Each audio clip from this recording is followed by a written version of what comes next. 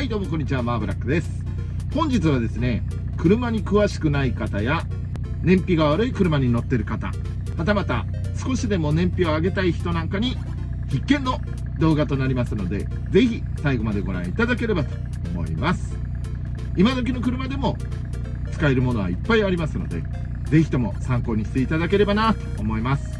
それでは参りましょう。レッツゴー。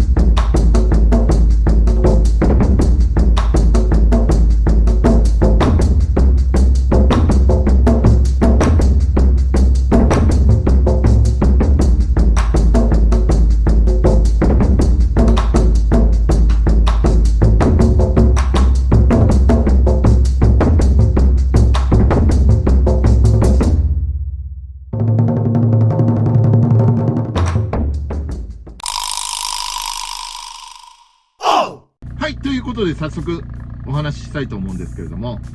まずですね、燃費の計測方法って皆さんご存知でしょうか。今時の車なんかですとメーターなんかでついてるんですけども、あれって基本的に累計積算型なので正確的な燃費とは言い切れないんですね。マーブラのこちらのリミテッドは残念ながらそういうメーターがついてません。15年以上前の車なんでね、しかも軽自動車なので残念ながらついておりません。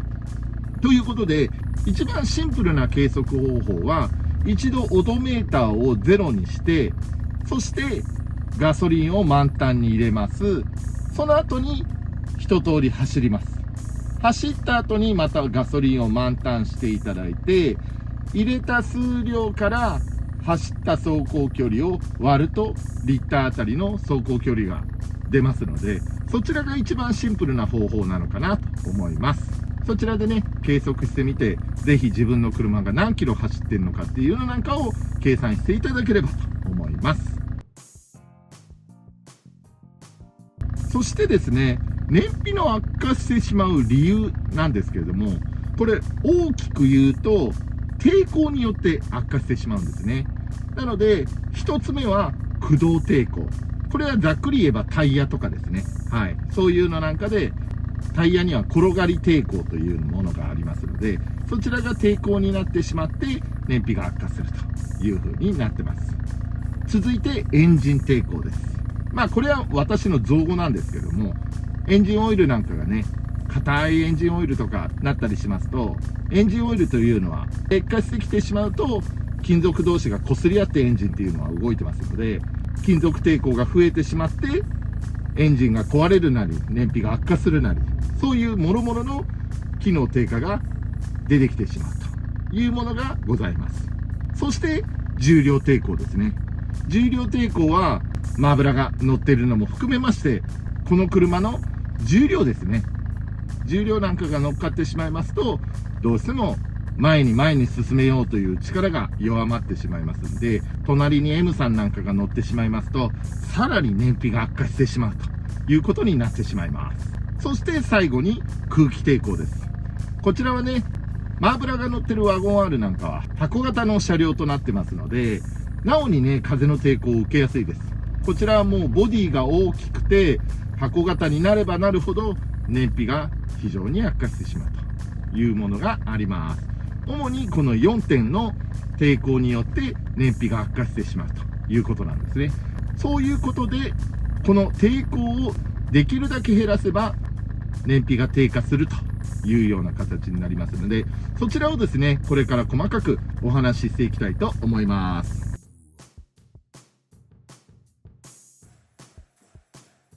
さあ、それでは原因と対策をお話ししたいと思うんですけども、まずはですね、タイヤですね。こちらタイヤはですね、皆さんご存知かわからないんですけれども、タイヤの空気圧がですね、1ヶ月で 5% 低下するんですね。通常から 0.5kPa 低下で 2% から 4.5% も燃費が悪化してしまうというのがありますので、結構これ何気に燃費が悪化してしまうんですよね。なので、これの対策としては、こまめにね、空気圧を確認するなり、または空気圧を通常より高めにセットしてあげてください。これ空気圧って皆さんご存知ですかね。こちらの運転席のドアを開けると、こちらにですね、空気圧を適正な純正の数値を測るものがありますので、こちらで確認することができるようになってます。はい、あとはですね、エコタイヤ。今時はエコタイヤといって転がり抵抗、タイヤと道路が設置してるじゃないですか。その設置してる車を前に送り出すという風になってるんですけども、その摩擦の力をですね、低減させて燃費の向上を図ると、そういうタイヤが出回っているというのもありますので、そういうタイヤに履き替えるだけでも燃費が少し向上するという風に言われてます。またはですね、アルミホイール、純正でもうされているので必要なくなっている時代にはなりつつあるんですけれども、それでももし鉄チンホイールとか履いてたりとかすると、アルミホイールに変更するだけでも幾分はタイヤとホイール自体の重量がちょっと低下しますので、そうすると重量がね軽くなって燃費が向上すると考えられますので、やってもいいかもしれないです。ただしマーブラみたいにでっかいアルミホイール、純正の適正値のアルミホイールよりもでっかいホイールを入れると、これは逆効果で燃費が低下してしまうという風になってしまいますので、重量が増してしまうんでね、どうしても燃費が低下してしまうので、こちらは燃費を考えている方にとってはあまりお勧めはできないとなっております。続いて2点目なんですけども、こちらはですね、エンジンオイルです。よくね、エンジンオイルって5000キロから1万キロ交換すればいいよとか言われてるんですけども、あちらはですね、メーカーが推奨するこれぐらいの走行距離だったらエンジン壊れないよというための推奨基準なんですね。なのであれよりももうちょっと早くやりましょうかね。3000キロから5000キロぐらいに交換した方がエンジンオイルの機能をちゃんと維持して定期的に交換することによってエンジンもきれいに保てるという風になっておりますので、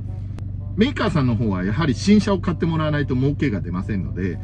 エンジンが壊れるか壊れないかぐらいのギリギリのところをなかなかいいところの走行距離を交換サイクルとしてますので、3000キロから5000キロぐらいでやった方がエンジンにとってはいいと言われてますので、それによって金属摩耗とか金属粉とかが、エンジンっていうのはどうしても擦り合ってますので、擦り合った時に発生する金属粉なんかが速やかにね、エンジンから交換することによって排出されますので、綺麗な状態をキープできるんですね。そうすることによってエンジンの燃焼が適正な燃焼になってくれるのを維持したりとか、またはエンジンオイルのね機能をしっかりとキープしたまんま運転することができるとなっておりますので、ぜひ、3000キロから5000キロぐらいにエンジンオイルを交換すればいいのかなと思ってます。はい、続いて3点目はエアフィルターです。エアフィルターは人間で言えばこのマーブラがしてるマスクのようにですね、車のマスクと言われてます。はい、こちらはですね、人間がマスクして喋ってると分かる通り息しづらいですよね。なので車も同様なんですね。新鮮な空気を取り入れたいって思ってるんだけど、やはり汚い空気を吸わないためにエアフィルターがついてるんですけども、このエアフィルターがついてることによって空気の吸いが悪いと。空気の吸いが悪いと燃料を燃やすための空気が少なくなってしまうので、どうしても燃焼が悪くなってしまうと。ざっくり言えばの話ですけどね、一応そういう風な形で空気の吸いが悪くなってしまうので、燃料の燃え方も悪くなってしまうためにパワーが出ないという風になってしまいますので、そちらによって燃費が低下してしまうと。低下というよりも本来の燃費向上を維持できないという風になってしまいますので、こちらはですね、純正で交換するんであるならば2万キロから3万キロぐらいに1回、またはもっと吸入効果を向上させて燃費もパワーも向上させたいよという方に関しましては、車外式のエアフィルターなんかを入れると吸気音が楽しめたりとか、あとはパワーが気持ち向上したりとか、そういうメリットなんかもありますので、交換してもいいのかなと思います。ただ一つデメリットとしては、空気をそのまま吸いが良くなるということは、フィルターが薄くなってるんですね。フィルターが薄くなってるイコール、ちょっと細かいゴミなんかが入ってる空気なんかも吸っちゃう可能性があるんですね。なので車外エアフィルターに交換した場合は、比較的エンジンオイルが汚れやすいです。なので、そこら辺なんかを考慮した上で、車外式エアフィルターを入れるかどうかっていうのも考えた方がいいと思います。ということで、3点目はエアフィルターでした。はい、続いてはですね、4点目はですね、こちらはドライバー自身になってくるんですけども、4点目は急加減速です。はい。こちらは急加速をしたり、急減速をしたりとかですね。まあ、いわゆるストップ&ゴーと言われるものなんですけども、こちらをすればするほど燃費は最悪です。はい。こちらはですね、必要な分だけアクセル踏んで、できるだけブレーキを踏まないような運転が、やはり一番燃費がいいと言われてるんですね。じゃあ、どうすればいいのかと言いますと、運転するときに目の前を見て、前の車が止まったから止まるではなくてですね、もう事前に5台前、もう見える限りの先の車を見ていただいて、自分がね、この後どのようになるのかっていうのを推測した状態で運転していただけると、比較的無駄なアクセルを踏んだりとか、無駄にブレーキを踏むような速度を出してしまったりとか、そういうのなんかを抑制できますので、できるだけ先の情報をいち早く掴んでですね、運転できるようにしていただければ、燃費はだいぶ向上するのかなと思います。または、アクセルなんかもグッと踏むんではなくて、まあ、ある程度じんわり踏んでいただいて、そこから一定で保てるようなアクセルの感覚が一番理想的な運転かなと思います。高速道路なんか走ってると、これ軽自動車に限ってなんですけども、まあ、一番理想的なのは、80キロぐらいで巡航していただくのが一番燃費がいいんじゃないかなと思います。軽自動車は元々のパワーがないので、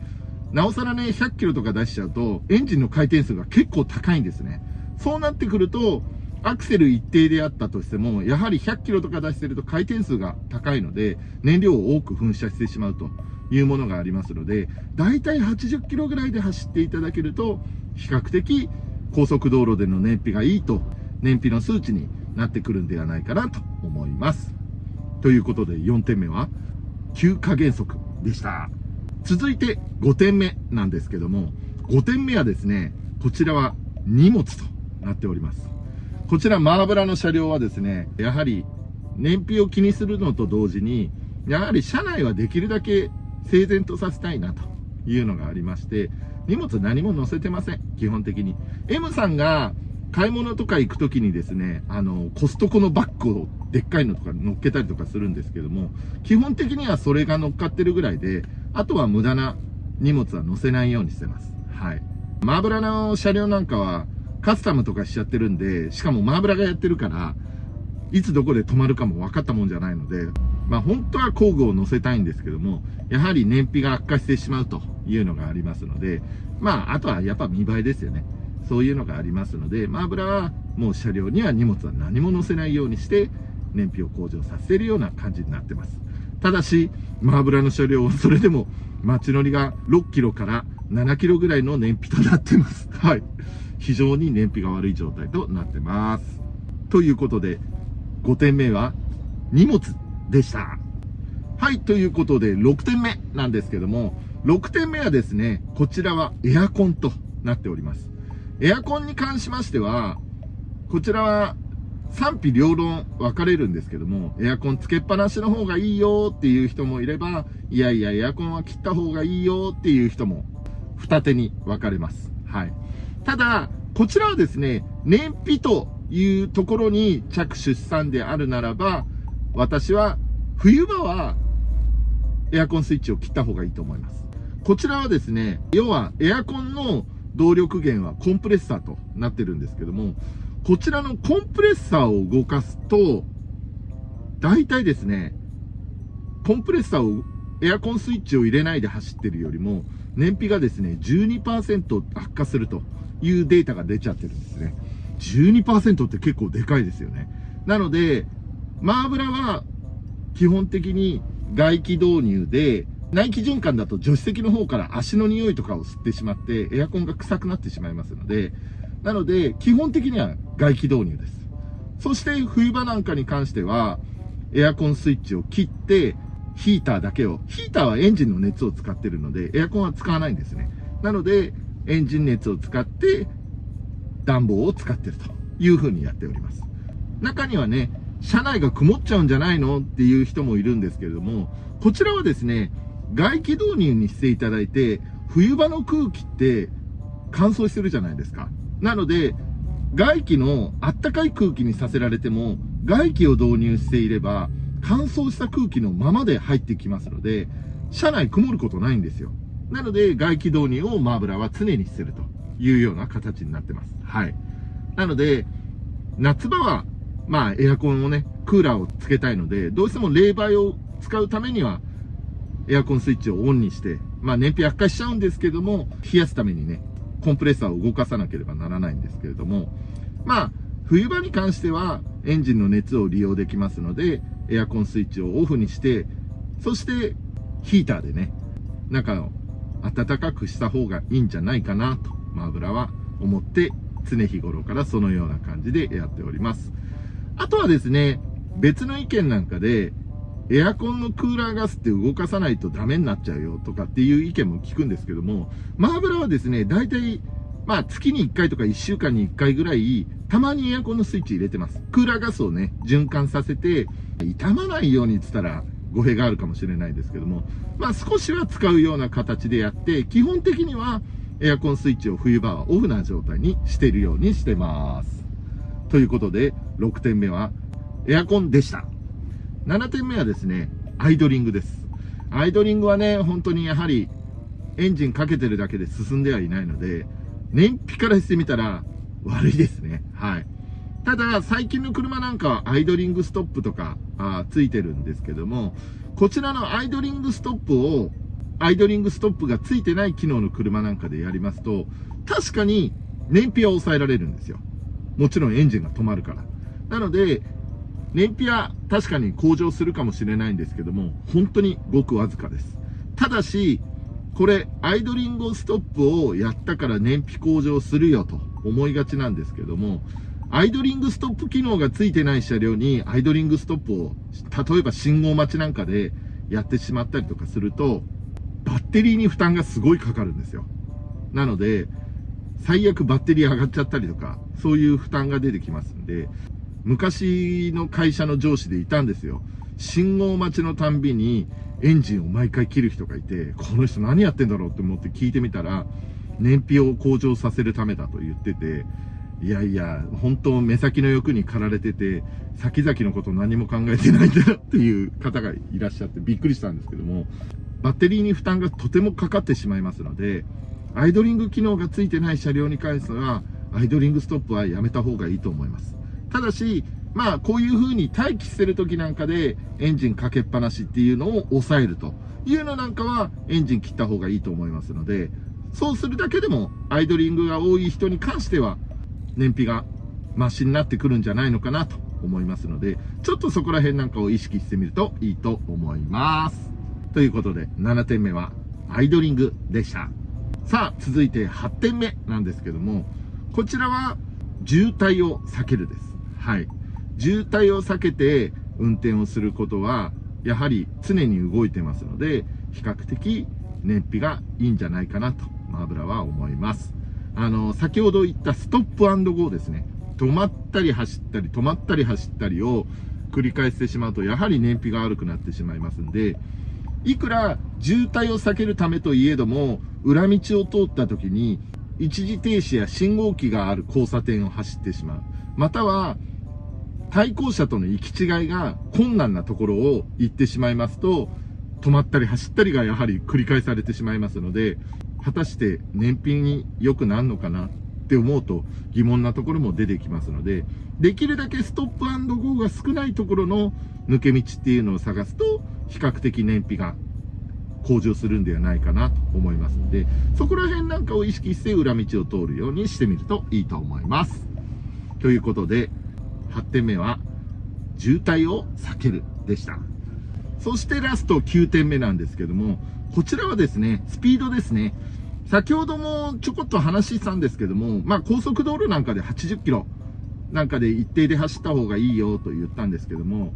一般道でもだいたい50キロで、50キロから80キロぐらいの間で走ると一番いいんじゃないかなと言われてるんですけれども、やはり一定で走るのが理想なんですよね。同時に速度が上がれば上がるほど空気抵抗も増してしまうんですよ。なので空気抵抗もありつつもアクセル踏んで燃料の噴射を抑えつつも、そこら辺のバランスっていうのを考えた上で運転しないと、やはり燃費っていうのは低下してしまうんですね。なのでだいたい高速道路では80キロぐらい、一般道であれば50キロぐらいが理想的な燃費と言われてますので、そこら辺なんかを意識して走るといいと思います。燃費を良くするために低速で走った方がいいんじゃないかって思う方もいらっしゃるかもしれないんですけども、これね、速度が遅くってもギアがどんどん上のギアに移動されていかないと意味がないんですね。なのでオートマでもそうなんですけども、低速ギアのまんまで速度が遅いと、これは燃費向上には全然該当しませんので、こちらは控えた方がいいんじゃないかなと思います。ということで9点目はスピードでした。はい、ということで9点ほどお話ししたんですけども、いかがだったでしょうか。本日お話しした内容ですと、